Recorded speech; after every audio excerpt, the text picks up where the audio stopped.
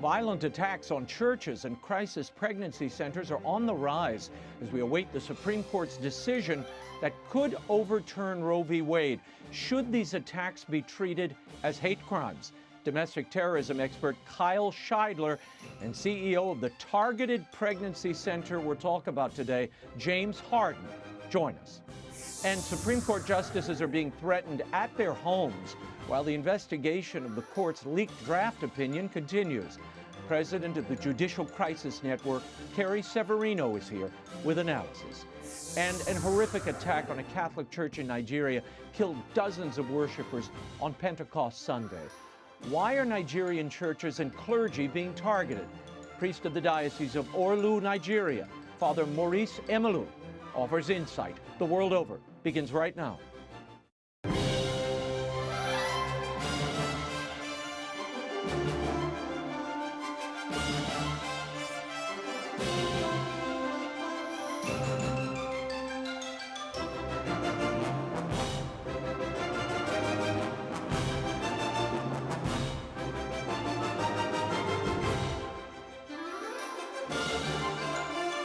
Now, Raymond Arroyo. A warm welcome to all of you joining us in the United States and the world over. We have an important show for you tonight. If you'd like to comment, send me a tweet. I'm at Raymond Arroyo. Lots to cover. But first, this news. On Tuesday, the bishops of Colorado issued an open letter asking Catholic lawmakers who recently voted for a new abortion law to voluntarily refrain from receiving Holy Communion. The Reproductive Health Equity Act that passed in April guarantees abortion rights in the state as the Supreme Court considers overturning Roe v. Wade.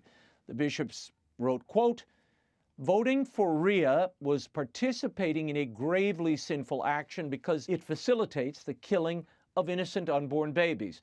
And those Catholic politicians who have done so have very likely placed themselves outside of the communion of the Church.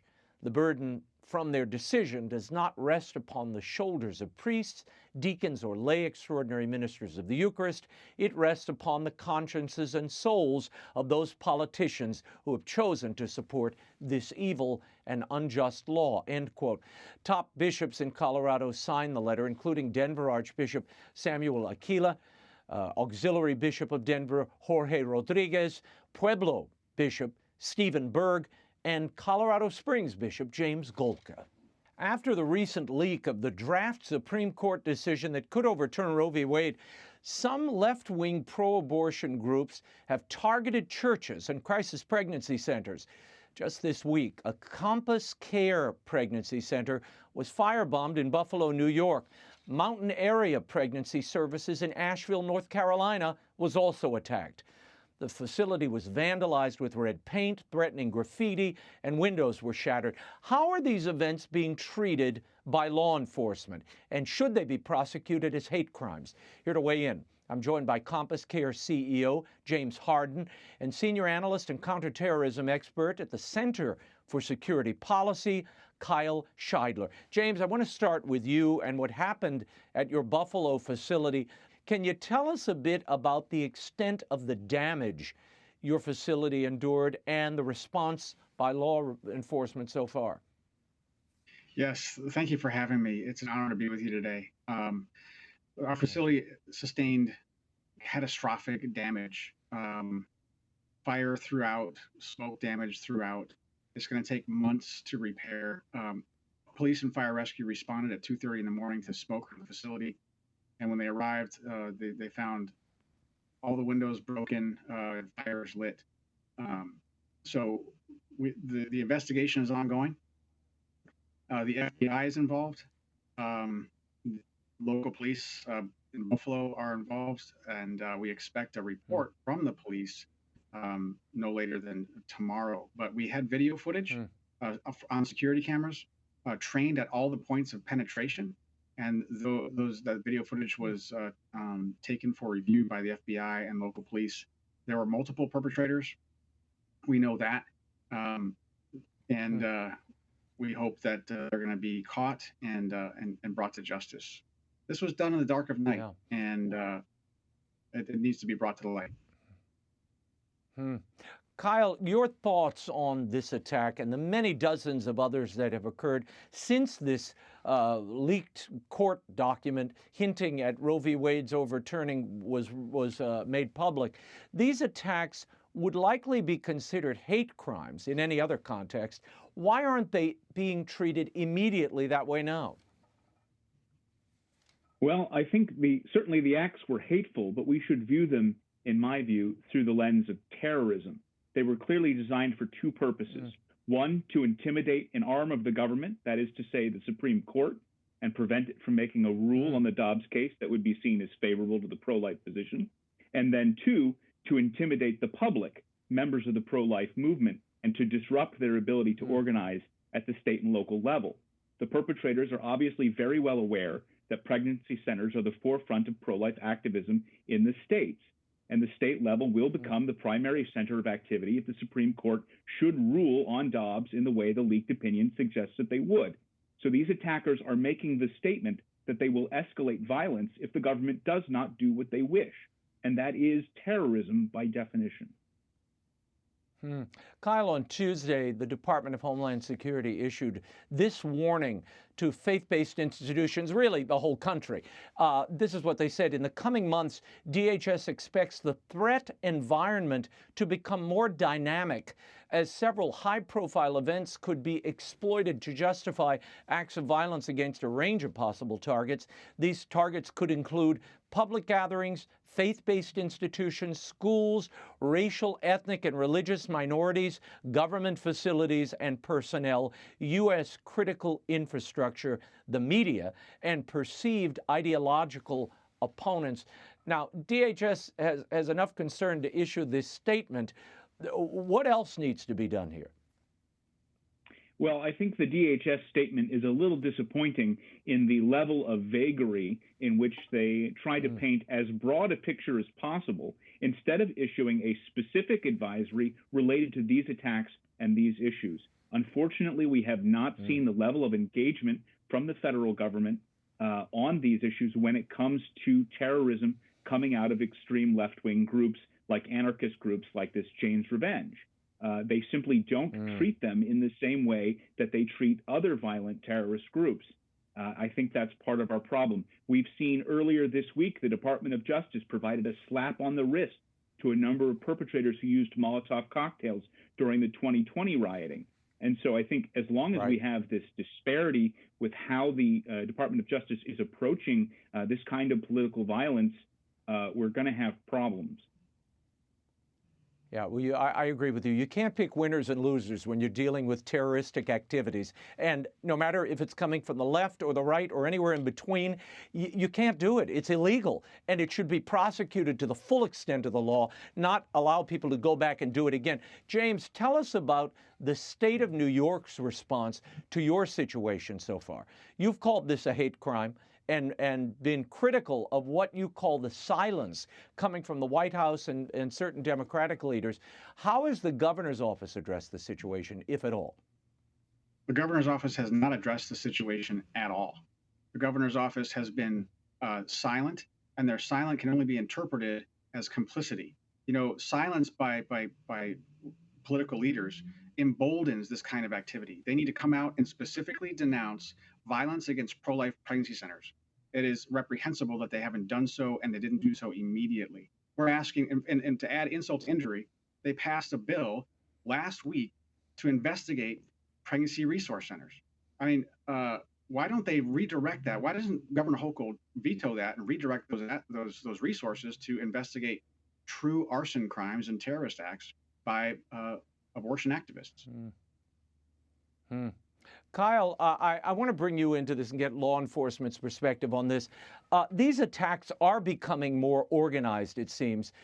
Jane's Revenge has claimed responsibility for not only the Campus Care firebombing, but a facility in Wisconsin and another in Oregon is probably also their work. And the Asheville facility has the marks of Jane's Revenge as well. We hear a lot about domestic terrorism, and you mentioned this earlier. This seems to be a new organized domestic terrorism. shouldn't it be treated as such? I know police in Casper, Wyoming, released video of a woman torching an abortion clinic. That's from the other side. And as I said earlier, I think any act of domestic terror should be investigated and prosecuted, yes? Well, absolutely. That needs to be the standard, Raymond. And unfortunately, I don't think that's what we have at this moment. As to Jane's Revenge, the way to understand it is as a pro-abortion militant anarchist group. But the way anarchists are organized, they organize in local cells. In all likelihood, the individuals who are conducting these acts have voluntarily identified themselves as Jane's Revenge. It is unlikely that there is a hierarchy or that they receive orders, although they may communicate from cell to cell a little bit or use social media in ways. So one of the problems we have in responding to this threat is that the federal government does not treat anarchist organizations as genuine criminal conspiracies. They treat them as a bunch of loony individuals operating separately, and that's not the way to understand them. Although they are cellular in structure, they are very organized, and they need to be treated as an organization. Yeah, this is like Al-Qaeda. I mean, operating through cells in the United States. How are these groups? So you're saying they're not being tracked by federal authorities? The level of understanding from federal law enforcement regarding left-wing extremism in general and anarchist extremism in particular, in my mind, has been very poor. They generally have taken an approach that anarchist groups or anarchist individuals are primarily a local law enforcement problem. That's really unbelievable. And again, it looks like they're choosing who to prosecute and who not to prosecute based on their political activism, which is no way to maintain law and order. James, how has this attack affected your ability to serve women and children in your community? And are you intimidated by this? We are not intimidated. This attack had slowed us down a little bit the day of the firebombing. They forced us. They forced patients to have to drive 60 miles to our facility in Rochester, which is a hardship on a lot of these patients. But we continue to serve them, and the outpouring of the church and the generosity of the communities around essentially would not have Compass Care and Compass Care Services homeless. We got up and running in a new undisclosed location for security purposes. The very next day, we're serving patients as we speak. This is it's a heinous crime, and what the attack was not really on Compass Care as much as it was on women. This was an attack on women who desperately need ethical medical care and comprehensive support in their hour of crisis. Yeah, I think people don't realize what crisis pregnancy centers do, and that they're primarily caring for these mothers and their children. And I mean, thank God nobody was there, though. That was the great relief here, James, that no one was present, because you can imagine what might have the victims that might have followed should it have happened in the daytime. So I'm kind of glad it happened when it did. Kyle, before we run out of time, from your experience studying and examining these domestic terrorist cases, what do you fear most in this climate that is developed around this anticipated Supreme Court decision? And how does the delayed decision, particularly after the contentious circumstances around this leak, potentially fuel more terror and activities like this? Well, I think the thing that bothers me the most, Raymond, is the level of mainstream tolerance for this kind of behavior. This is running on a pattern. We saw similar kinds of tolerance for political violence in 2020 with the riots that took place all over the country, and we're seeing a similar situation now. The difference is we're seeing a transition from some of these groups from public acts of rioting, which are, of course, violent and terrifying, to direct action sabotage, direct action attacks against structures. And of course, the concern will be that they will then elevate to direct attacks on individuals or organizations. So, I mean, that's certainly my concern. And I think as long as we do not have a comprehensive denouncement of this kind of behavior from elements of the mainstream, whether that's in the media or in politics, we will only continue to see this behavior continue and escalate. No, both parties and the White House have to completely condemn this behavior and promise that everyone is going to be fully accountable under the law.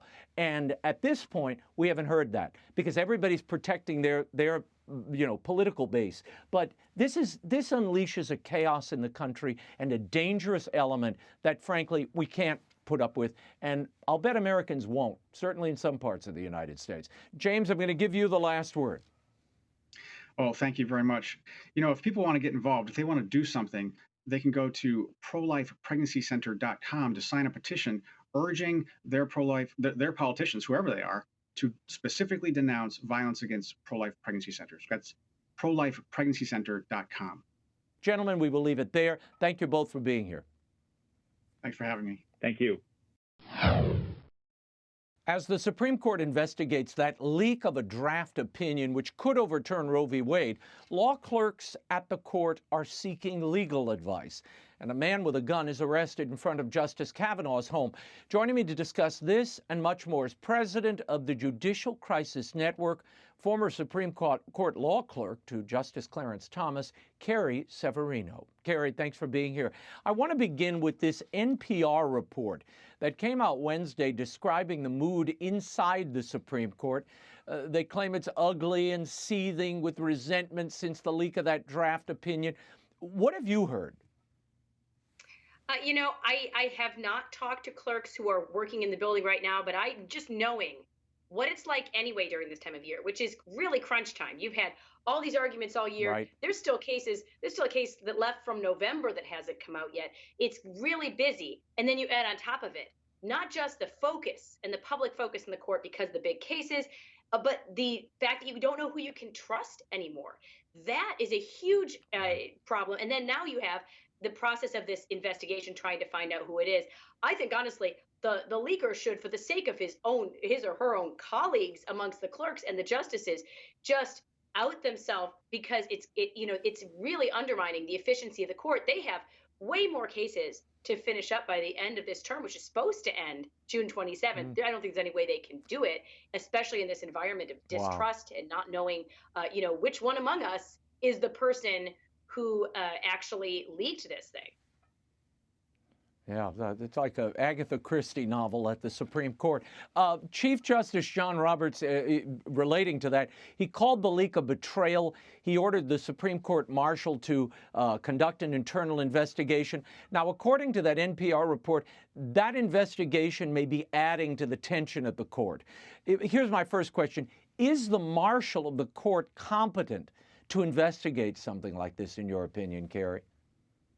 Well, the marshal normally has a very different type of job. Normally the marshals, they're dealing with building security. The marshal she's the one who yells, "Oyez, oyez, oyez," at the beginning of the Supreme Court hearings. She also, they deal with some of the personal security of the justices, which obviously has had to be dramatically ramped up at this point. But it's more of a Secret Service than an FBI, right? They normally are doing with security, not with investigations.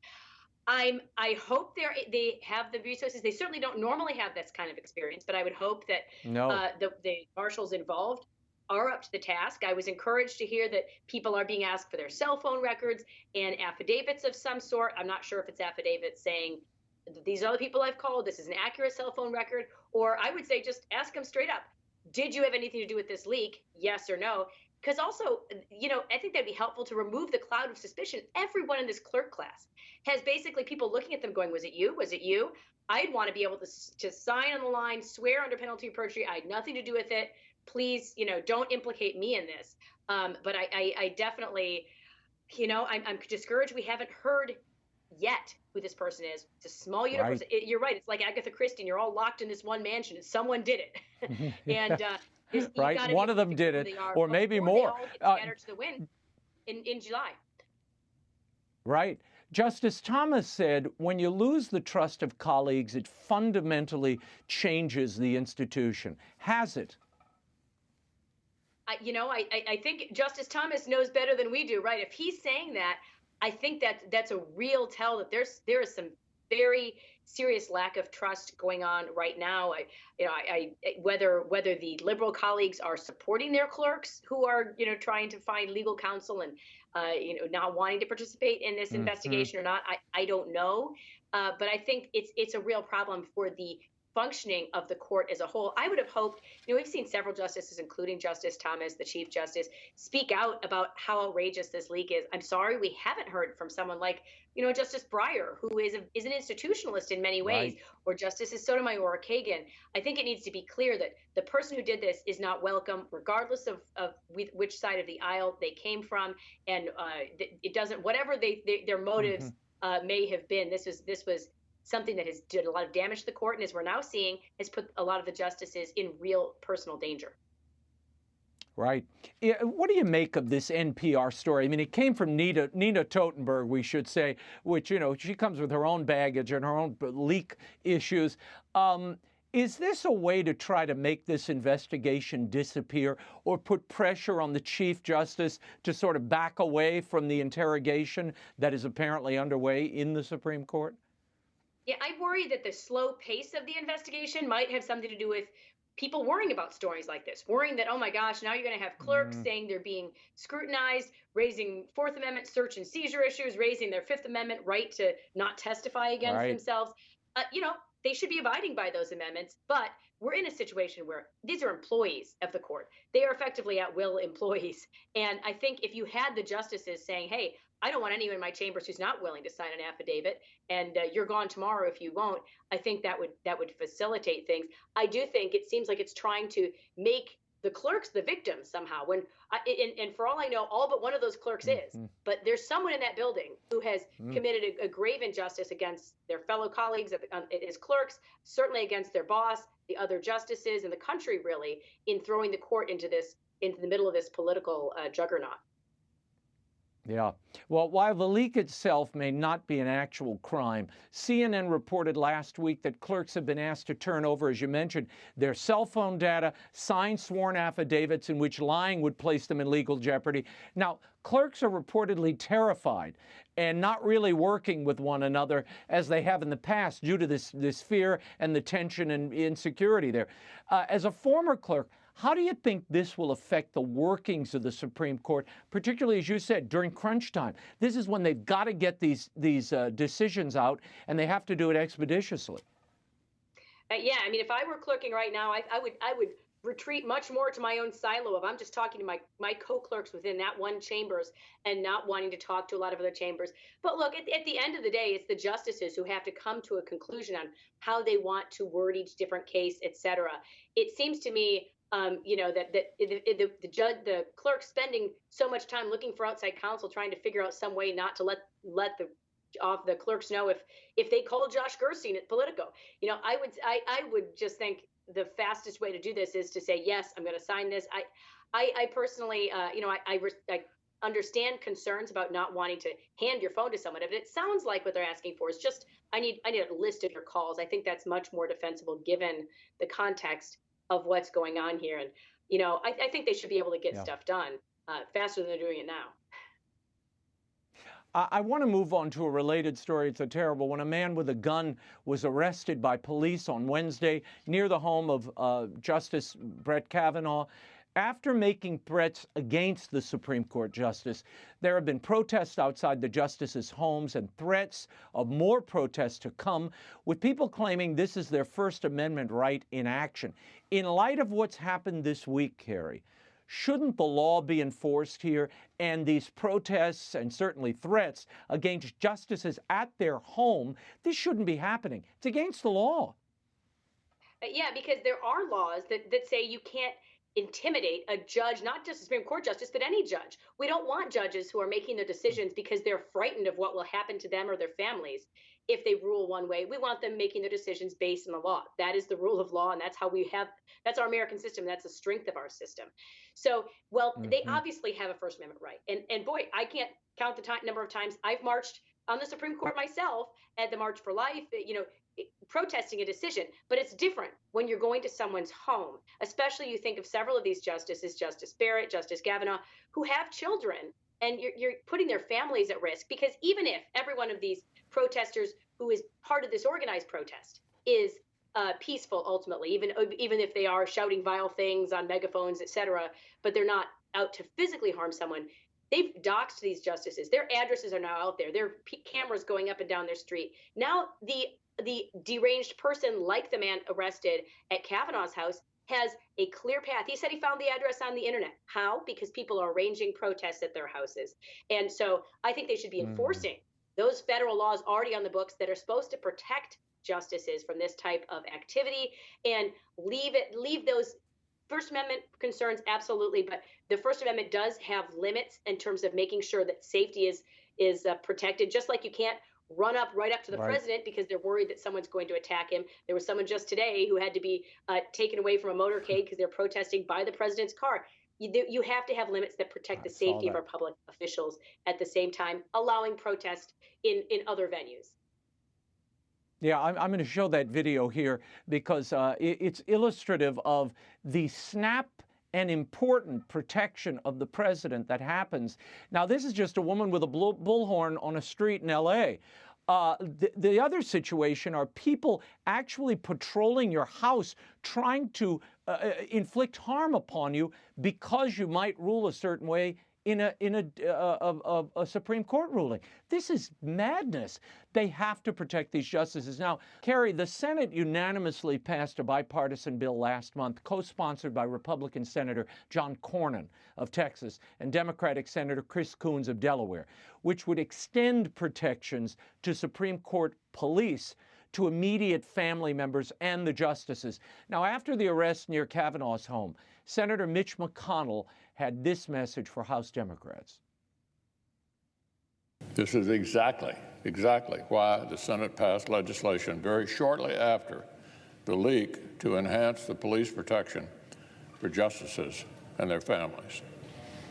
This is common sense, non-controversial legislation that passed in this chamber unanimously. But House Democrats have spent weeks blocking. The House's Democrats have refused to take it up. Now, look, Mr. President, that needs to change, and it needs to change right now. Right now. House Democrats must pass this bill, and they need to do it today. Now, Carrie, White House Press Secretary Karine Jean-Pierre came out, and she said that the president condemned the actions of this individual in the strongest terms, and that, quote, any attempts at violence or attempts to intimidate justices have no place in society. However, the president himself did not come out and condemn the threat to democratic law, and Democratic lawmakers have been awfully quiet. Why do you think that is, and will this bill pass? Yeah, it's very discouraging because I would say that the protests at the homes are per se intimidation. They're very intimidating and saying, we know where you live. And the president has refused to condemn those protests. And in fact, Jen Psaki, his previous press secretary, was very encouraging of them, talking to them, oh, they're very passionate and they're peaceful and we encourage peaceful protests. That needs to change. I think the president should be putting pressure. He's got a lot of Democratic senator colleagues who have obviously passed this legislation. Why are the House Democrats holding it up? Ultimately, I think the why has to go with the fact that this administration has consistently been more responsive to the radical, deep pockets of the dark money left than they are to even the average Democrat voter.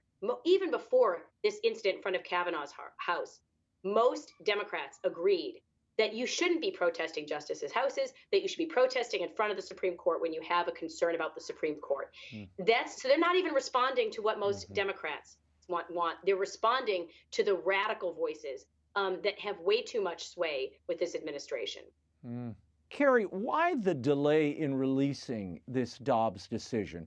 Wouldn't it be better to get it out there and move on? It seems by staggering the delay, you're only increasing the political tension and causing more of these threats against justices as well as protests.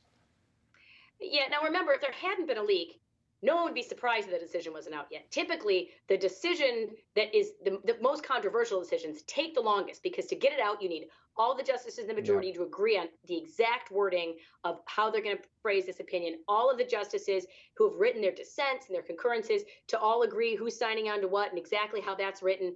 It does take time.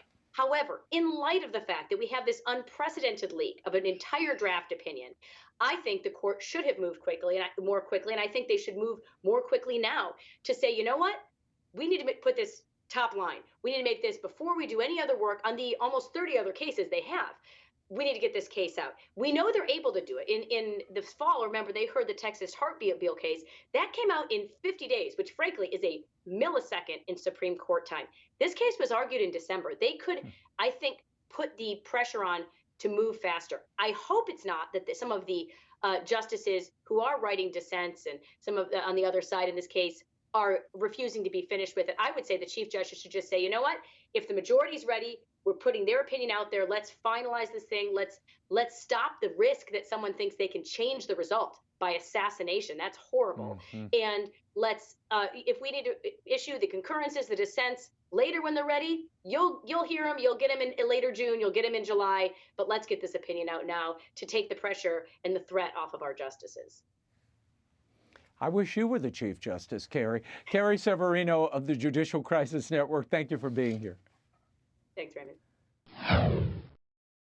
On Pentecost Sunday, gunmen opened fire on worshipers and detonated explosives at St. Francis Catholic Church in Ondo State, Nigeria, killing 40 and injuring 87 more. Why were these Catholics targeted, and why has there been an increase in attacks on and kidnappings of Christians in Nigeria of late? Joining me now to discuss this and much more, Nigerian priest, professor at John Carroll University, and founder of Gratia Vobis Ministries, Father Maurice Emelu. Father, the town of Awu in Ondo State, where this attack took place, is a relatively quiet area. It's about 200 miles southwest of the Nigerian capital. Why would a group of gunmen target Catholic worshipers during Mass in this town?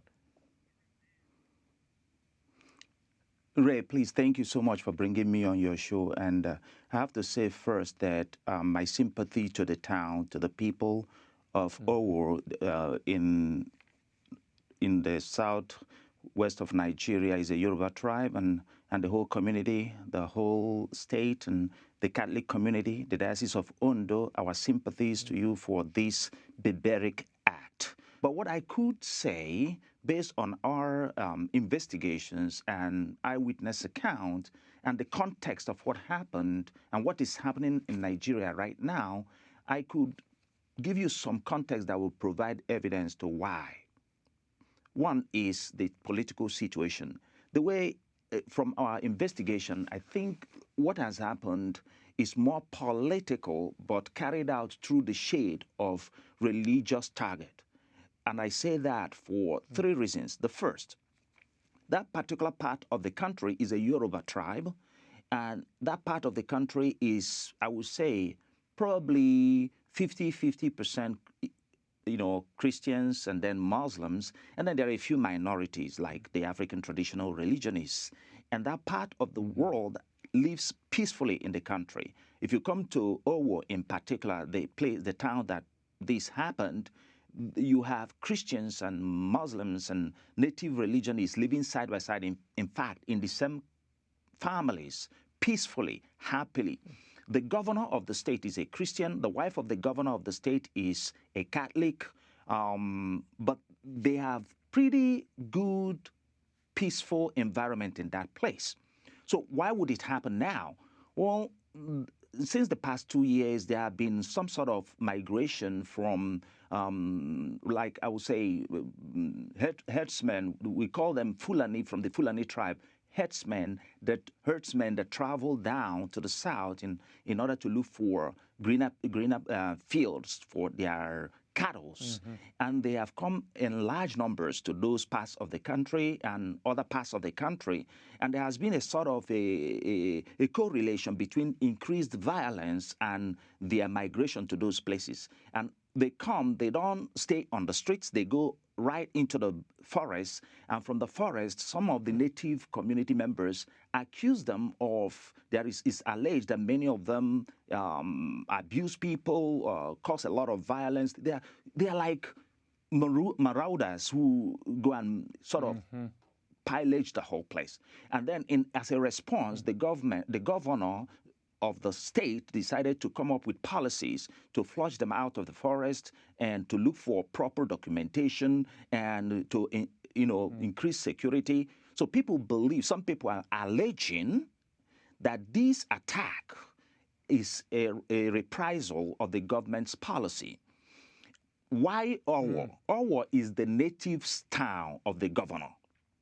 And the Catholic Church, St. Francis Xavier, is one of the most vibrant parishes in the whole country. In fact, that mass, it's estimated that average of about 1,200 or 1,300 people must have been at that mass.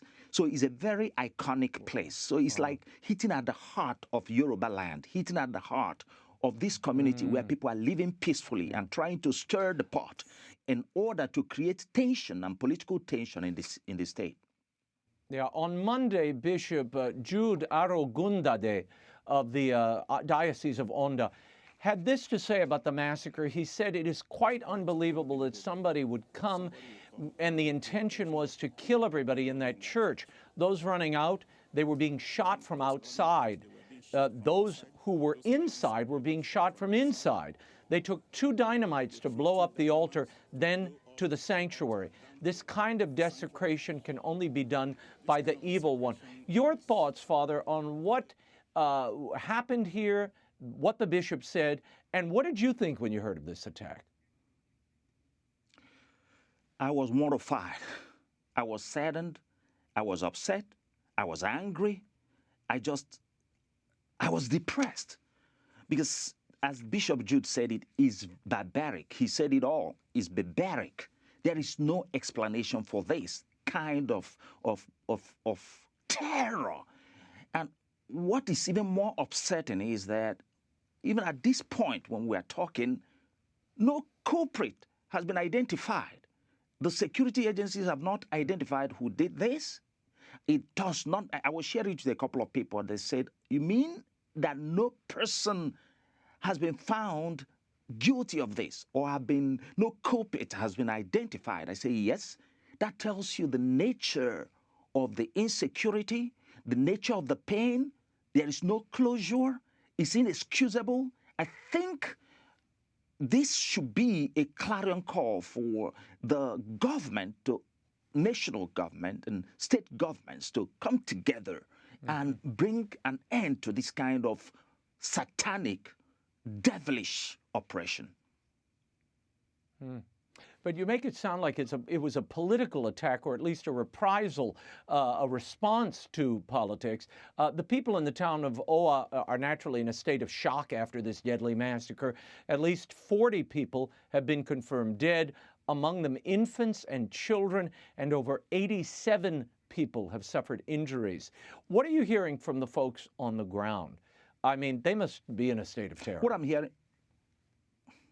I'm hearing from the folks on ground, why I am emphasizing the political side of it, because often we ignore the political undertone that is taking place. And because there are many Christians, non-Catholics, even Muslims who are really mortified by this event as well. So it's not, because one of their strategy, these herdsmen, unfortunately, they are Islamic fundamentalists. Some of their plan is to stir up division in the country. And by stirring up division in the country, they can have their leeway into a program of control. But then the particular culprits for this event, we don't know if it is the herdsmen. It's alleged, but we are not sure because they have not owned up to that. So there is no explanation. There is no explanation except to say it's closer to election. They want to create mayhem, cause fear, and then maybe steer the country in a way that is more dark than it is right now. Father, in a statement following the attack, Nigerian President Buhari had this to say. He said, no matter what, this country shall never give in to evil and wicked people. Only fiends from the netherworld could have done this dastardly act. Now, President Buhari is nearing the end of his 2-year term, his 2 terms rather, his presidency. He was elected on the promise to end insecurity in Nigeria. However, security challenges have only gotten worse under his leadership. At the same time as this attack in Oa, A Catholic priest, a Father Christopher, was kidnapped in another region of the country. A week ago, the head of the Methodist Church in Nigeria was abducted along with 2 other clerics and freed after paying $240,000 in ransom. Now, 2 weeks ago, 2 Catholic priests were kidnapped. They were not released.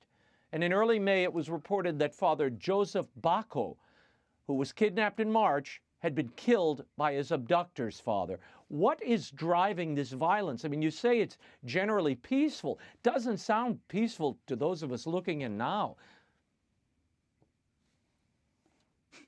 Thank you so much for pointing out this. The president was elected on the promise of security.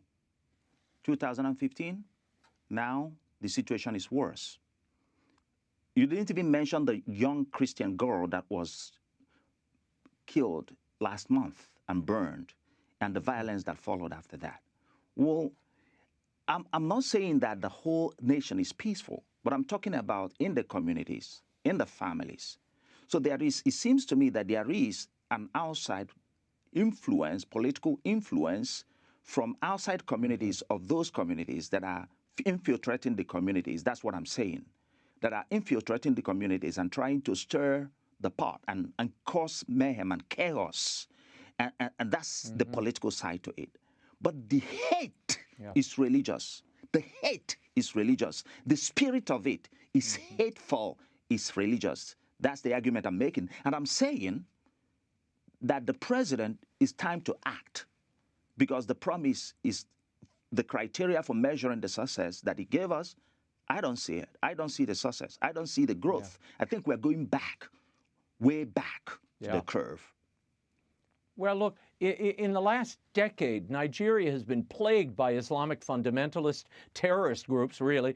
Boko Haram, ISIS has targeted Christians in the country, mostly in the north. Armed gangs operate across this country. I've been reporting on this for years now, Father. But so far, no group has claimed responsibility for this Sunday attack. What kind of protection do the Christians of Nigeria have from these groups? And are local law enforcement and state governors going to do anything to stop these people, these terrorist groups?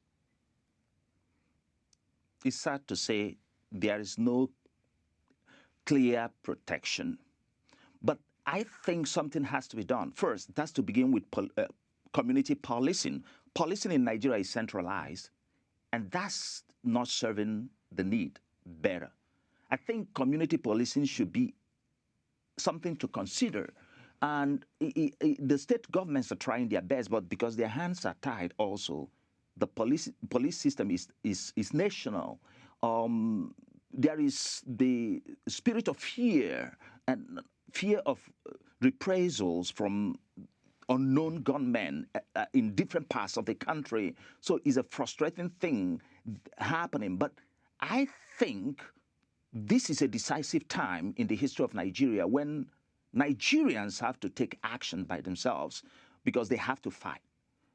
Go and get your PVC, the Permanent Voters Registration Card, to vote the next president that you believe that will change this leadership problem in the country and reduce violence.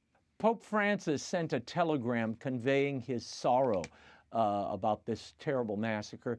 He said, in commending the souls of the dead to the loving mercy of Almighty God and imploring divine healing and consolation upon the injured and those who are grieving, the Pope prays for the conversion of those blinded by hatred and violence so that they will choose instead the path of peace and righteousness. Your thoughts on the statement, and what should the Vatican be doing now to help the faithful in Nigeria as well as other countries? I think the Holy Father has laid a very strong foundation for us to think about this issue first, spiritually, the healing that has to take place, calling us to praying for healing. And his invocation is even more touched me deeply because his invocation is on healing and strength and courage on the other hand. So I see two things happening there. Healing for us. Hate can never be overcome by hate. No matter how sad it is, let's approach it with the spirit of the Christian call of love. But then there should be courage. The courage should and strength to take action, concrete action, political action, religious action, humanitarian action, policy action.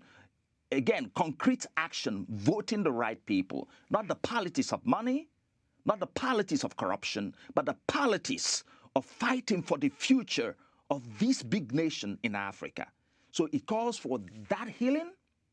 It calls for the spirit of love, matched with the spirit of courage that the Holy Father is praying and invoking, that we, Nigerians, should take action. But much more, it also calls for a global response. And I think the Vatican is taking a lead in that, in different ways of trying to inform, educate our communities and send help to our communities to build in that path of justice, that path of courage and healing. Father, I thank you for being here. Certainly our prayers are with the people in that community who are still suffering, and we still don't have the death count yet. So you can imagine being one of those families and having this happen to you while you're in the middle of a church service. You can follow Father MAURICE EMELU on Twitter at REV EMELU and visit his website, revemelu.com. Thank you, Father. Thank you, Ray. How can we use our imaginations to become better people? To tell us, I'm joined by resident scholar at the University of Dallas and author of the new book, The Scandal of Holiness, Renewing Your Imagination in the Company of Literary Saints. Jessica Hooten-Wilson joins us. Hi, Jess. I want to begin with your interest in holiness. You say in a recent interview that your interest arose out of a Fulbright Award.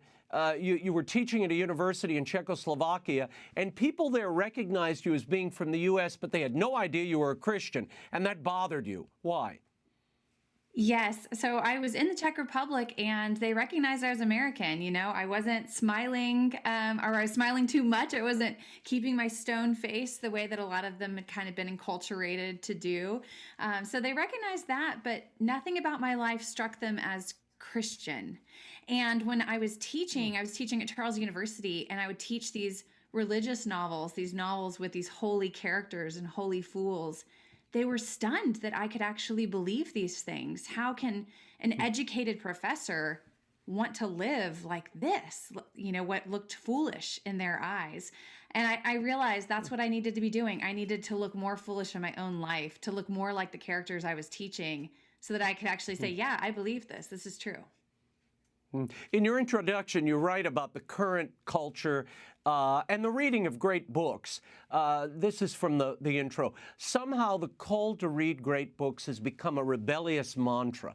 Once an innocuous pastime, reading literature in our current culture is a way of protesting. Can you imagine anything more countercultural in this society than to say no thank you to Netflix?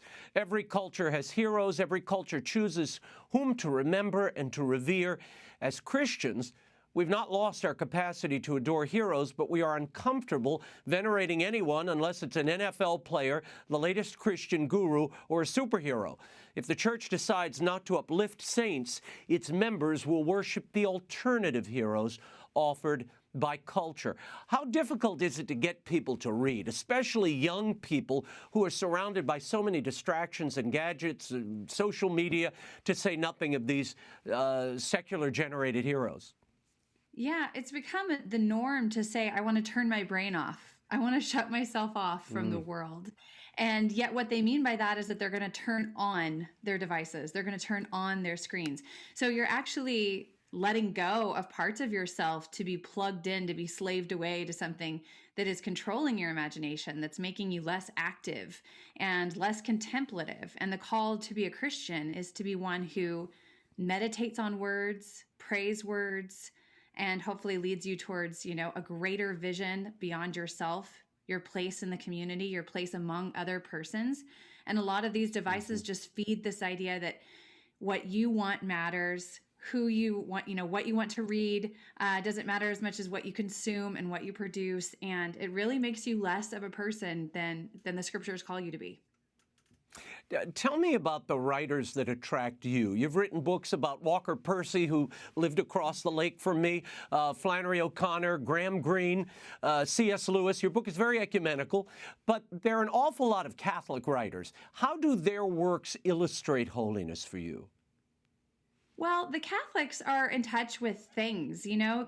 The Catholic Church never lost its priority on the things. And then, of course, what those things signify is part and parcel of the thing itself. And so a lot of Catholic fiction feels very comfortable with the significance within matter in a way that the Protestant tradition kind of broke away and separated the matter from the spirit in a lot of the ways that they worship and the way that they talk about things. And so you have fiction that's more didactic, that's more focused on prose or sermons, whereas the Catholic fiction really digs down underneath things and looks beyond the surface to say, okay, what does it mean? Why does it matter? The enchanted worldview that was kind of retained by the Catholic Church. And I think that that's something that a lot of people are missing. You know, we're surrounded by a world that is driven by advertising and a Gnostic universe in which you are just the persona that you represent on social media. And fiction really pulls us back into a story in which what we're doing matters and how we do it matters. You write that C.S. Lewis is the 20th century's primary defender of the imagination. You go on to say that it's important. Imagination is important. And while Christians love talking about how to live better, how to help people, how to fight injustice, and so on, we too often do so as an intellectual exercise. We push imagination to the side as fantastical and unnecessary. Fiction offers an escape and has nothing to do with the practice of faith. But the imagination has everything to do with our faith. How we imagine our God, our world, and ourselves affects how we live and how we die. Have we lost that Christian, that Catholic imagination? I mean, Tolkien and Lewis were men of faith who shared a love of literature and fantasy. As someone who teaches at a university, how important is it to have a liberal arts education at a university level that features courses in classical literature, particularly the literature you're writing about? Absolutely. So the liberal arts, that's the arts of freedom. It's practicing having a free soul. That's what they're supposed to do, is that they train you to desire the things that are in line with who you are. Whereas a lot of what the world does is try to enslave you to things that make you less than what you are. So imagination is key to really change people's desires. William Wordsworth said, "What we will love, they will love, and we will teach them how." Education should be all about training the loves to love what is worth loving. And our stories, we really enter into a world in which what we're supposed to love, what is true, what is beautiful, what excites our soul and really calls us to be grander and greater than we truly are. Something that is beyond ourselves is exciting. And I think those grand adventures, the adventure of sanctity, is the greatest call, and education should be leading us towards that call. In the book, you write about the role of suffering in the search for God, and how some writers are particularly adept at writing well about suffering. You point to Flannery O'Connor, who suffered with lupus her entire writing career. She had this to say about suffering in her characters. She wrote, "It has always seemed necessary to me to throw the weight of circumstances against the characters I favor. The friends of God suffer." How can literature like this help us not only understand suffering, but see how it draws us to God? Yeah, well, suffering is part of the human condition. It is the state of the fallen world. So we can't, control that. We can't get out of all suffering. And the illusion that we can, I think, is problematic, because then suffering surprises us, when in reality it's something that should be part of our lives and not something that we flee from. What's the horror that Flannery O'Connor is always talking about is the fact that God can redeem all suffering, that no suffering is beyond his ability to use it to instrumentalize that suffering for his good. And that is a scandalous thing to say, but it's absolutely true. The worst of suffering God can use for the greatest of his glory. Talk to me about something you touch on in the book, and it's this, you say there are a number of Christians who sort of, they're always looking for the rainbow, over Noah's Ark, and they don't want to, experience the precursor or talk about it. I call this the fake literature that moves from perfection to perfection, unlike the more gritty realization of faith lived that Flannery O'Connor or this new Father Stu movie that's coming to theaters touches on. What do we lose by focusing on the cross without the suffering? The happy cross, as someone once said. Yeah, you're exactly right. I mean, this is the whole story of the world. The story that's revealed to us in Scripture is a story that is about fall and redemption. It's about Good Friday and resurrection.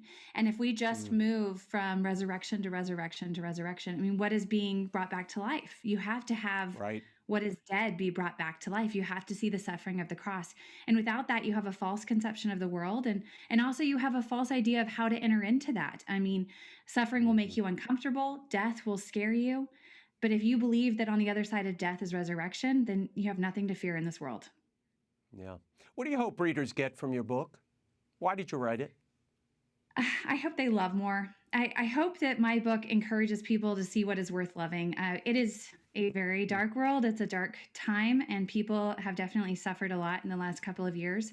I hope the book instead turns us to some of these beautiful souls and says, the adventure of pursuing holiness is a great call, and the call is yours. And if you follow it, the Lord will grace you with an increased capacity to love others.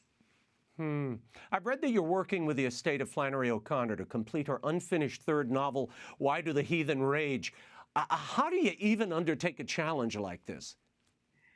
I really enjoyed it. I can't really separate my voice from Flannery very much. That's actually been the criticism of my first book, was that the reader couldn't tell the difference between Flannery and me, because I have been reading her since I was 15. So for me, learning how to read and how to write has come so much from Flannery, and it's just been such a privilege to get to see what she was working on, to see that unfinished story.